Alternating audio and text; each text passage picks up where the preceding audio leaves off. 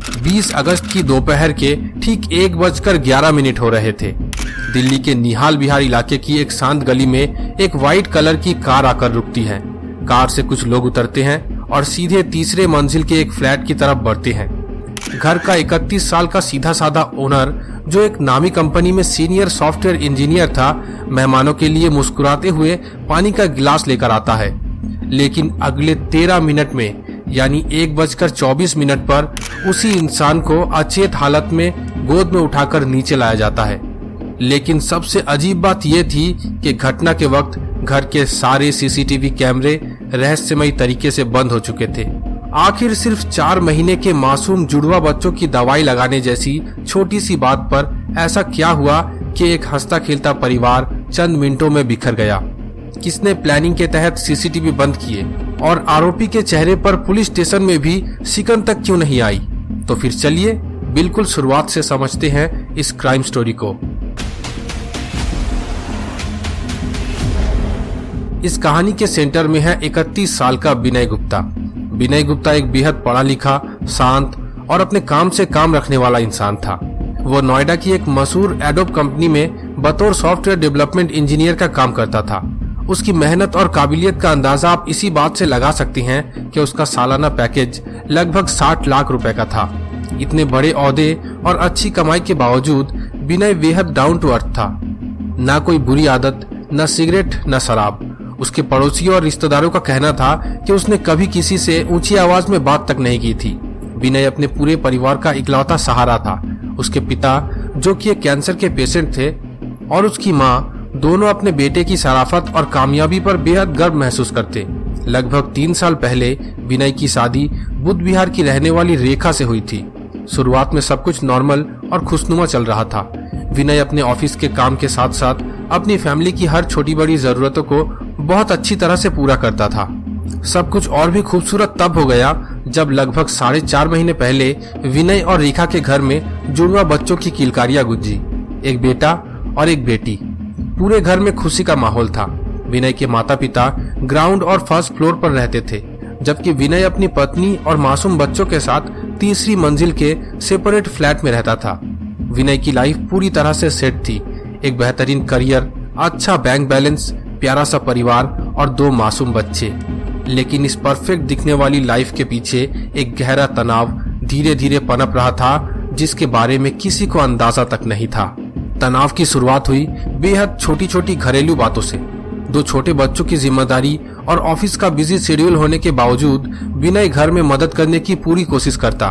घटना वाले दिन से कुछ दिन पहले 4.5 महीने के बच्चे के चेहरे पर एक छोटा सा स्किन इन्फेक्शन या दांत जैसे निशान हो गया। डॉक्टर ने उसके लिए एक क्रीम दी जिसे रोज टाइम पर लगाना जरूरी था। विनय ने नोटिस किया कि रेखा अक्सर बच्चे को वो दवाई लगाना भूल जाती है। विनय ने बहुत ही प्यार से रेखा को समझाया कि बच्चे की स्किन बहुत सॉफ्ट है, अगर डेली दवाई नहीं लगाई जाए तो निशान बढ़ जाएगा। लेकिन जब कई दिनों तक कहने के बाद भी रेखा ने ध्यान नहीं दिया, तो एक दिन विनय ने थोड़ा जोर देकर कह दिया कि तुम बच्चों की केयर में लापरवाही मत बरतो। बस यही बात रेखा को नागवार गुजरी। उसे लगा कि उसके पति ने उस पर चिल्लाया है। घर में बहस हुई और रेखा का ईगो हर्ट हो गया। रेखा अक्सर छोटी छोटी बातों पर धमकियां दिया करती थी कि वो अपने मायके वालों को बुला लेगी। लेकिन विनय और उसका सीधा साधा परिवार हमेशा यही सोचता रहा कि ये पति पत्नी का बीच का मामला है जो आपस में ही सॉल्व हो जाएगा। पर इस बार मामला सुलझने की जगह एक खतरनाक मोड़ लेने वाला था। 20 अगस्त की सुबह रेखा गुस्से में नीचे आई और 10 किलोमीटर दूर अपने मायके बुद्ध विहार में फोन मिला दिया। यहीं से शुरू होता है असली सस्पेंस और प्री प्लानिंग का खेल। सुबह 11 से 12 बजे के बीच अचानक विनय के घर के अंदर लगे सारे सीसीटीवी कैमरे बंद हो जाते हैं। जब बाद में रिकॉर्डिंग्स चेक की गई तो पता चला कि उस वक्त एरिया में कोई पावर कट यानी बिजली गुल नहीं हुई थी। इसका साफ मतलब यही था कि कैमरों को जानबूझकर मैनुअली ऑफ किया गया था ताकि घर के अंदर जो भी होने वाला था उसका कोई भी डिजिटल एविडेंस ना बचे। दोपहर के 1:11 पर वही व्हाइट कार निहाल विहार पहुंचती है। कार से रेखा के 2 भारी भरकम भाई, उसके पिता, चाचा और भाभी उतरते हैं। पड़ोसी के सीसीटीवी कैमरे में ये पूरी मूवमेंट कैप्चर हो रही थी। ये सभी लोग सीधे तीसरे मंजिल पर विनय के फ्लैट में दाखिल होते हैं। विनय, जो कि हमेशा की तरह मेहमान नवाजी में विश्वास रखता था, उसने अपने ससुराल वालों के लिए किचन से ठंडा पानी लेकर आता है। पानी के ग्लास टेबल पर रख दिए जाते हैं, लेकिन सामने खड़े लोगों का इंटेंशन पानी पीने का बिल्कुल भी नहीं था। रेखा के भाई अचानक चिल्लाने लगते हैं, हम यहाँ तेरे हाथ का पानी पीने नहीं आए हैं। इसके ठीक बाद ही बिना किसी चेतावनी के विनय पर अचानक हमला कर दिया जाता है। 100 किलो के हट्टे कट्टे भाई विनय को घेर लेते हैं। विनय की गर्दन पकड़ उसे कंट्रोल करने की कोशिश की जाती है। शोर सुनकर नीचे से विनय के बुजुर्ग पिता, उसकी माँ भागते हुए ऊपर आते हैं। कमरे का नजारा देख उनके होश उड़ जाते हैं। विनय के पिता, जो खुद कैंसर के गंभीर मरीज थे, अपने बेटे को बचाने के लिए आगे बढ़ते हैं और अपने शरीर को विनय के ऊपर ढाल बनाकर रख देते हैं ताकि वार उन पर लगे। लेकिन हमलावर इतने गुस्से में थे कि उन्होंने बुजुर्ग पिता को उठाकर एक तरफ फेंक दिया। यहाँ पर जब विनय की माँ वहाँ छुड़ाने के लिए जाती है तो रेखा की भाभी उन्हें पकड़कर पीछे ढकेल देती है। अगले 5-10 मिनट के अंदर उस कमरे में बेतहाशा मारपीट होती है। विनय की छाती और शरीर पर लगातार भारी वार किए जाती हैं, जिससे उसे गंभीर इंटरनल ब्लीडिंग शुरू हो जाती है। विनय दर्द से तड़प रहा था, उसकी सांसें उखड़ने लगी थी, लेकिन हमला रुकने का नाम ही नहीं ले रहा था। और सबसे हैरान करने वाली बात यह थी कि ये सब रेखा की मौजूदगी में हो रहा था और उसने अपने पति को बचाने की एक बार भी कोशिश नहीं की। हमलावर विनय को अधमरा करके मौके से निकलने की फिराक में थे। दोपहर के ठीक 1:24 पर पड़ोसी के सीसीटीवी कैमरे में एक दिल दहला देने वाली मंजर रिकॉर्ड हो जाती है। एक शख्स विनय को गोद में उठाकर सीढ़ियों से नीचे ला रहा था। विनय की हालत इतनी खराब हो चुकी थी कि उसके शरीर में जरा सा भी ताकत नहीं बचा था। जैसे ही उसके पैर जमीन पर टिकते हैं, वो बहुत ही धीमी और तड़पती हुई आवाज में कहता है कि मेरी खड़े रहने की हिम्मत नहीं है, मुझे कुर्सी पर बैठा दो।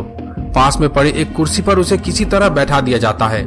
आसपास के पड़ोसी और मोहल्ले के लोग शोर सुनकर जमा होने लगते हैं। लोगों का गुस्सा और माहौल बिगड़ता देख हमलावर धीरे धीरे अपनी कार की तरफ खिसकने लगते हैं और मौका मिलते ही वहां से फरार हो जाते हैं। हालांकि भीड़ ने उनमें से कुछ लोगों को रोकने की कोशिश भी की थी। इधर घर में चीख पुकार मची हुई थी। विनय की मौसी और उनका बेटा तुरंत गाड़ी निकालते हैं ताकि विनय को जल्द से जल्द अस्पताल ले जाया जा सके। विनय को कार की बैक सीट पर लिटाया जाता है। पूरे रास्ते विनय दर्द से छटपटा रहा था। अचानक वह धुंधले आंखों से अपनी मौसी की तरफ देखता है और कहता है, मौसी, मुझे कुछ दिखाई नहीं दे रहा, मेरी आंखों के आगे अंधेरा छा रहा है। उसकी मौसी रोते हुए उसे संभालने की कोशिश करती है और कहती है, थोड़ा हौसला रखो बाबू, हम डॉक्टर के पास ही जा रहे हैं, तुम बिल्कुल ठीक हो जाओगे। लेकिन विनय के शरीर का तापमान गिरता ही जा रहा था। उसके हाथ एकदम ठंडे पड़ रहे थे। उसकी मौसी लगातार उसके हाथों को मलती रही ताकि शरीर में थोड़ी गर्माहट बनी रहे। फिर अचानक विनय एकदम शांत हो गया। कार चला रहा उसका भाई पीछे मुड़कर देखता है और घबराकर कहता है कि भैया शायद बेहोश हो गए। जब गाड़ी सहगल नियो अस्पताल पहुंचती है तो डॉक्टर्स विनय का चेकअप करते ही हाथ खड़े कर देते हैं। अस्पताल पहुंचने से पहले ही विनय की सांसें थम चुकी थी। उधर ये खबर जैसे ही परिवार तक पहुंचती है, पूरे घर पर दुखों का पहाड़ टूट पड़ता है।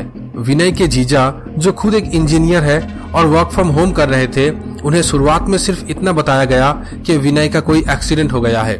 लेकिन जब वो अस्पताल पहुंचे और उन्हें असलियत पता चली तो उनके पैरों तले जमीन खिसक गई। जो इंसान कुछ घंटे पहले तक मुस्कुरा रहा था, अपने 4 महीने के जुड़वा बच्चों के भविष्य के सपने बुन रहा था, वो अब इस दुनिया में नहीं था। जिस बुजुर्ग पिता का कैंसर का इलाज चल रहा था और जिसकी हर दवाई का ख्याल विनय रखता था, उस बाप के कंधे पर अब अपने जवान इकलौते बेटे की अर्थी उठाने का बोझ आ चुका था। घटना की सूचना मिलते ही पुलिस और फॉरेंसिक टीम निहाल विहार स्थित विनय के 3रे फ्लोर के फ्लैट पर पहुंचती है। कमरे का नजारा बता रहा था कि वहां कितना खौफनाक मंजर रहा होगा। फर्श पर टूटी हुई चूड़ियां, बिखरी हुई चप्पलें और कटी हुई चीजें पड़ी थी। फॉरेंसिक टीम ने तुरंत क्राइम सीन को सील करके वहां से सबूत जुटाना शुरू कर दिया। जब पुलिस ने सीसीटीवी फुटेज खंगालनी शुरू की तो सबसे पहला सवाल यही उठ रहा था कि घर के अंदर के कैमरे अचानक कैसे बंद हो गए। जब आसपास की बिजली सप्लाई चेक की गई तो पता चला कि उस वक्त कोई भी पावर कट नहीं हुई थी। ये साफ इशारा कर रहा था कि वारदात से ठीक 1 घंटे पहले, यानी सुबह के 11 से 12 बजे के बीच कैमरे को जानबूझकर बंद किया गया था ताकि अंदर होने वाले हमले का कोई भी सबूत रिकॉर्ड न हो सके। पुलिस ने तुरंत एक्शन लेते हुए विनय की पत्नी रेखा, उसके 2 भाइयों, पिता और भाभी को हिरासत में ले लिया। लेकिन पुलिस स्टेशन में जो नजारा देखने को मिला, उन्होंने इन्वेस्टिगेशन अधिकारियों तक को हैरान कर दिया। जिस औरत का सुहाग उजड़ चुका था, जिसके 4 महीने के मासूम बच्चों के सिर से पिता का साया उठ गया था, उस रेखा के चेहरे पर 1% का भी अफसोस या पश्चाताप नहीं था। उसके चेहरे पर शिकन तक नहीं थी। उल्टा वो पुलिस स्टेशन में भी अपने इस खौफनाक कदम को जस्टिफाइड करने की कोशिश कर रही थी।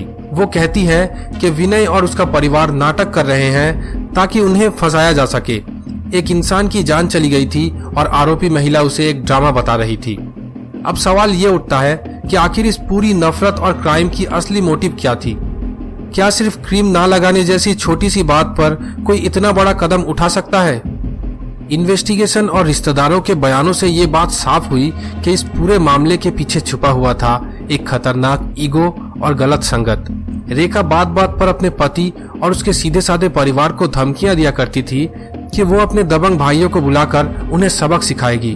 विनय का परिवार हमेशा ये सोचकर चुप रह जाता कि आपस की बातें घर में ही सुलझ जाए तो बेहतर है, लेकिन रेखा की भाभी और उसके घर वाले उसे लगातार भड़काते रहते। छोटी सी कहासुनी को ईगो इशू बनाकर रेखा ने अपने भाइयों के साथ मिलकर इस पूरी वारदात की प्री प्लानिंग की। 10 किलोमीटर दूर से अपने भाइयों को बुलाना, टाइमिंग सेट करना और कैमरे बंद करना, ये साबित करता है कि ये कोई अचानक हुआ गुस्सा नहीं, बल्कि एक सोची समझी साजिश थी।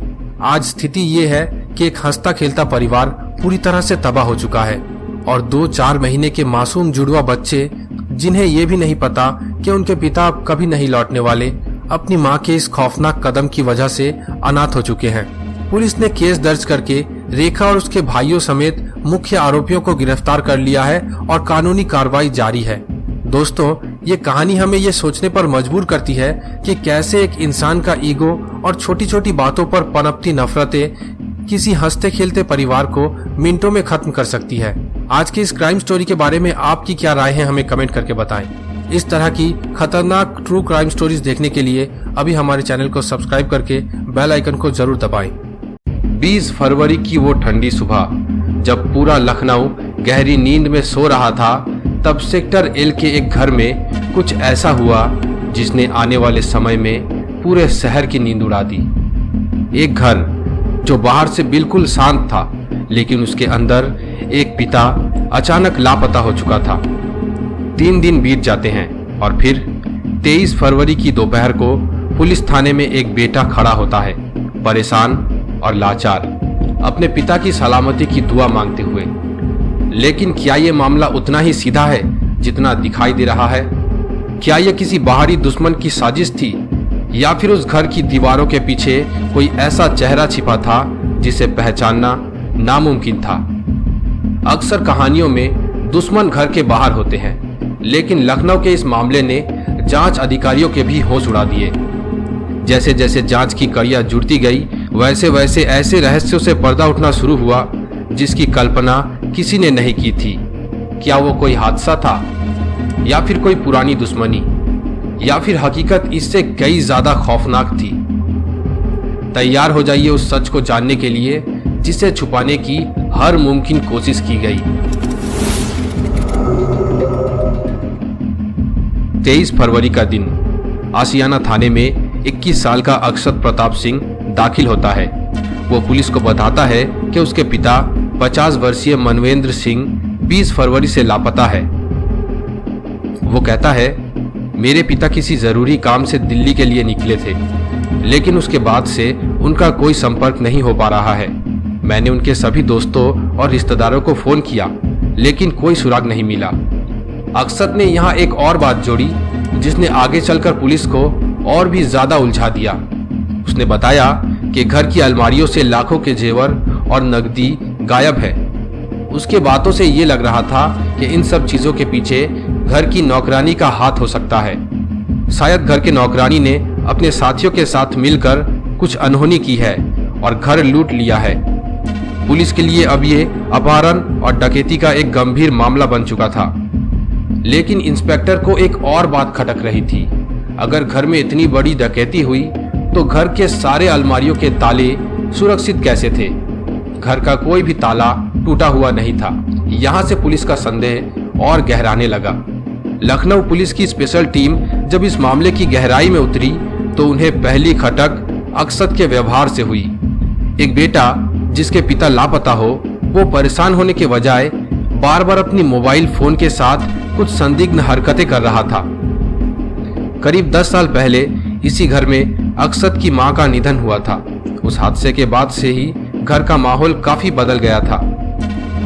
पड़ोसियों का कहना था कि बाप और बेटे के बीच का रिश्ता कभी भी सामान्य नहीं था। मनवेंद्र सिंह एक अनुशासन प्रिय और सख्त पिता थे, जबकि अक्षत का जीने का तरीका और उसके शौक बिल्कुल अलग थे। घर के सन्नाटे में छिपे ये पुराने विवाद बता रहे थे कि ये तनाव कोई एक दिन की बात नहीं थी। ये गुस्सा सालों से अक्षत के अंदर ज्वालामुखी की तरह सुलग रहा था और अब वो फटने के कगार पर था। पुलिस की जांच अब एक और नए मोड़ पर थी, जहां सारे सबूत अक्षत की ओर इशारा कर रहे थे। पुलिस ने सबसे पहले मनवेंद्र सिंह के मोबाइल की आखिरी लोकेशन ट्रैक की। लोकेशन लखनऊ के रेलवे स्टेशन की मिली। पुलिस की एक टीम तुरंत वहां पहुंची। घंटों तक सीसीटीवी खंगाले गए और चप्पे चप्पे की जांच की गई, लेकिन मनवेंद्र सिंह का कोई सुराग नहीं मिला। यहां पर पुलिस को लगा शायद वो ट्रेन पकड़कर कहीं निकल गए होंगे, लेकिन तभी एक चौंकाने वाला सच सामने आया। सर्विलेंस टीम ने पाया कि जिस वक्त मनवेंद्र सिंह का फोन स्टेशन पर एक्टिव था, ठीक उसी वक्त अक्षत की लोकेशन भी वहीं मौजूद थी। ये बात अक्षत के उन दावों से बिल्कुल अलग थी जिसमें उसने कहा था कि वो घर पर था। दूसरी तरफ फॉरेंसिक टीम को घर के तीसरी मंजिल से कुछ ऐसे सुराग मिले जिसे मिटाने की कोशिश की गई थी। जब पुलिस ने अक्षत को हिरासत में लिया और उसके लोकेशन के बारे में बताकर उससे जांच पड़ताल शुरू की, तब शुरू में अक्षत चुप रहा, लेकिन धीरे धीरे पुलिस के प्रेशर देने पर वो टूटने लगा। अक्षत ने पुलिस को जो बयान दिया उसे सुनने के बाद सभी हैरान रह गए। 20 फरवरी की वो रात धीरे धीरे गुजर रही थी। सुबह के 4:30 बजने वाले थे। मनवेंद्र सिंह और अक्षत के बीच एक बार फिर तीखी बहस शुरू हो गई। विवाद की मुख्य वजह वही पुरानी पढ़ाई और नीट की परीक्षा। पिता चाहते थे कि उनका बेटा एक सफल डॉक्टर बने और परिवार का नाम रोशन करे, लेकिन अक्षत का रास्ता बदल चुका था। उसका ध्यान पढ़ाई से हटकर कुछ गलत आदतों और फिजूल खर्ची की तरफ मुड़ गया था। अक्षत के पिता बार बार उसे समझाने की कोशिश कर रहे थे और दूसरी ओर अक्षत दबाव और गुस्सा महसूस कर रहा था। विवाद इतना बड़ा कि गुस्से में आकर अक्षत ने अपना आपा पूरी तरह खो दिया। उसने घर में रखी लाइसेंस राइफल उठाई और एक ऐसी अनहोनी को अंजाम दिया जिससे सब कुछ हमेशा के लिए खत्म हो गया। अक्षत ने अपने पिता के सिर के पीछे गोली मार दी। इसके साथ ही मनवेंद्र सिंह वहीं गिर गए। लेकिन सबसे ज्यादा हैरान करने वाली बात यह थी कि इतनी बड़ी घटना के बाद भी अक्षत के चेहरे पर कोई शिकन नहीं थी। उसने बिना डरे बहुत ही ठंडे दिमाग से पूरी सच्चाई को दुनिया से छुपाने की एक लंबी योजना बनानी शुरू कर दी। लेकिन इसके बाद अक्षत जो बताने वाला था वो न केवल पुलिस को बल्कि पूरी दुनिया को हैरान कर देने वाला था। इसी बीच पुलिस का एक हिस्सा अक्षत के घर जाती है और उसके आस पड़ोस के सभी से पूछताछ करना शुरू कर देती है। जांच के दौरान जब पुलिस ने पड़ोसियों से बात की तो एक हैरान करने वाला किस्सा सामने आया। पड़ोसी के मुताबिक अक्षत बेहद चालाक था, जिसे हाइपर इंटेलिजेंट कहा जा सकता है। यह पहली बार नहीं था जब अक्षत ने अपने परिवार की चिंता बढ़ाई थी। करीब 3 साल पहले भी अक्षत अचानक गायब हो गया था। उस वक्त अक्षत के पिता ने उसके अकाउंट में 5 लाख रुपए डिपॉजिट किए थे। अक्षत ने कहा था इन पैसों का यूज करके वो अपना बिजनेस खड़ा करना चाहता है। उस वक्त वो कानपुर भाग गया था, जहां से उसे बड़ी मुश्किल से फिल्मी स्टाइल में वापस लाया गया था। पड़ोसी ने यह भी बताया कि उस घटना के बाद पिता ने उसकी पढ़ाई को लेकर सख्ती थोड़ी कम कर दी थी, लेकिन इसी के साथ पिता ने पैसों का पूरा कंट्रोल अपने हाथों में ले लिया था। यहाँ पर अक्षत की हालत ऐसी थी अगर उसे खाने पीने का कुछ सामान भी मंगाना होता तो उसे QR कोड भेजकर अपने पिता से ही परमिशन लेनी पड़ती थी। शायद यही वो वजह थी जो अक्षत को अंदर ही अंदर खाए जा रही थी। वो लाइव लोकेशन की मदद से हर वक्त अपने पिता को ट्रैक करते रहता। उसके पिता कहाँ जाते हैं, कहाँ पर कितनी देर बैठते हैं, इन सभी चीजों के बारे में उसे पता रहता था। इसके बाद पुलिस ने अक्षत के साथ और ज्यादा सख्ती की, जिसके बाद धीरे धीरे वो खतरनाक असलियत सामने आने लगी। अपने पिता को खत्म करने के बाद अक्षत ने जो कदम उठाया वो किसी भी आम इंसान के थिंकिंग और मोरालिटी से बिल्कुल परे है। उसने अपने पिता के बॉडी को घर के निचले हिस्से में बने एक खाली कमरे में पहुंचाया। सबूतों को पूरी तरह मिटाने के लिए वो बाजार गया और कुछ विशेष औजार खरीदे। ये सोचना भी बेहद मुश्किल है, एक बेटा अपने पिता को खत्म करने के बाद इतना ऑर्गेनाइज्ड कैसे रह सकता है। घर के अंदर फैल रही गंध को दबाने के लिए वो कई दिनों तक लगातार रूम फ्रेशनर का छिड़काव करता रहा ताकि पड़ोसियों को भनक न लगे। पहले उसने शरीर को एक नीले प्लास्टिक के ड्रम में रखने की कोशिश की।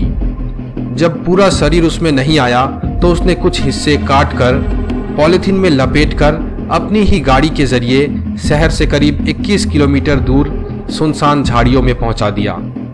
इस पूरी प्रक्रिया के दौरान उसकी छोटी बहन घर पर ही मौजूद थी, जिसने ये पूरा कारनामा अपने आंखों के सामने होते हुए देखा था।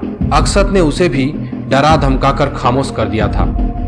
पुलिस की तफ्तीश अब पूरी तरह से अक्षत के बयानों और उसके डिजिटल फुटप्रिंट्स पर टिक चुकी थी। जब फॉरेंसिक टीम ने घर की जांच की तो अक्षत का झूठ का बनाया महल धीरे धीरे गिरने लगा। पुलिस को वो सभी जेवर और पैसे भी बरामद हो गए जिनकी चोरी का आरोप अक्षत ने घर की नौकरानी पर लगाया था। वो सामान कहीं बाहर नहीं गए थे, बल्कि अक्षत ने उन्हें छुपा दिया था अपने ही घर के किसी कोने में। पूछताछ में ये बड़ा खुलासा हुआ कि अक्षत ने खुद वो सामान चुराया था। उसका मकसद था कि वो उन गहनों को बेचकर अपनी महंगी जरूरतों, महंगे तोहफों और गलत शौक को पूरा कर सके। उसने ये चोरी का प्लान सिर्फ इसलिए रचा था ताकि पुलिस को इस केस में गुमराह किया जा सके। लेकिन जब पुलिस ने उस घर के बंद कमरे का दरवाजा खोला तो वहां रखे नीले ड्रम ने पूरी सच्चाई बयां कर दी। अक्षत का बनाया वो मास्टर प्लान अब पूरी तरह से पुलिस के सामने बेनकाब हो चुका था। जैसे जैसे जांच आगे बढ़ी, पुलिस को पता चला कि ये मामला केवल नीट की परीक्षा के दबाव का नहीं था। अक्षत बुरी तरह से कुछ गलत नशों के दलदल में धंसा हुआ था और वो अपने पिता के पैसों का इस्तेमाल करके अपना शौक पूरा करना चाहता था। मनवेंद्र सिंह को अपने बेटे की इन बुरी आदतों का पता चल चुका था, इसलिए उन्होंने उसकी फिजूल खर्ची पर सख्त पाबंदी लगा दी थी। अक्षत ने अपने पिता के बैंक अकाउंट से कुछ ट्रांजैक्शंस भी किए थे। उसने डिजिटल एविडेंस मिटाने के लिए अपने पिता का मोबाइल फोन और सिम कार्ड भी नष्ट करने की पूरी कोशिश की थी। ये एक ऐसी दुखद सच्चाई थी जहां एक बेटे ने अपने लालच के वश में अपने पिता को हमेशा हमेशा के लिए खत्म कर दिया था। ये समाज के लिए एक चेतावनी भी है कि रिश्तों में दूरियां और गलत संगत का अंजाम क्या हो सकता है। आज अक्षत जेल के सलाखों के पीछे अपनी सजा काट रहा है। जब भी उससे सवाल किया जाता है तो उसका बस एक ही रट रटाया जवाब होता है, गलती से हो गया। लेकिन न्याय की नजर में सवाल यह है कि क्या सबूत मिटाने की इतनी लंबी और क्रूर प्रक्रिया सिर्फ एक गलती हो सकती है? क्या अपने ही पिता के साथ ऐसा व्यवहार करना कोई मोमेंटरी लैप्स का हिस्सा हो सकता है?